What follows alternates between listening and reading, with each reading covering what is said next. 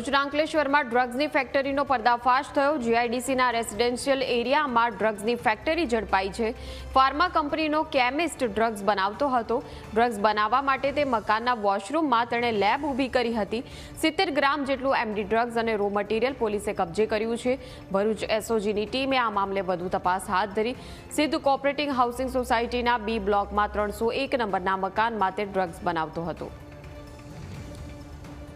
સંવાદદાતા જય ફોનલાઈન પર જોડાઈ ગયા છે। જય, અંકલેશ્વરમાં ડ્રગ્સની ફેક્ટરીનો પર્દાફાશ થયો છે।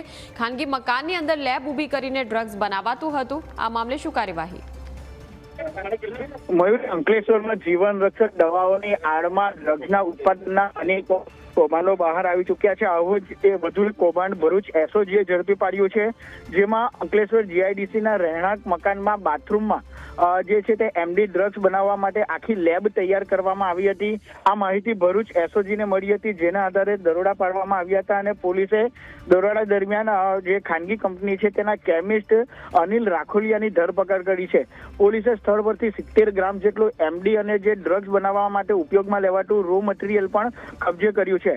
હાલ પોલીસ જે છે તે સમગ્ર નેટવર્ક અંગે તપાસ કરી રહી છે કે આ ડ્રગ્સ બનાવવા જે ફાર્મા કંપનીનો કેમિસ્ટ છે તે રો મટીરિયલ ક્યાંથી લાવતો હતો અને ડ્રગ્સ બન્યા પછી તો તેનું વેચાણ કોને કરવામાં આવતું હતું। આ તમામ જે વિગતો છે તે મેળવવા પોલીસ દ્વારા તપાસનો ધમધમાટ શરૂ કરવામાં આવ્યો છે।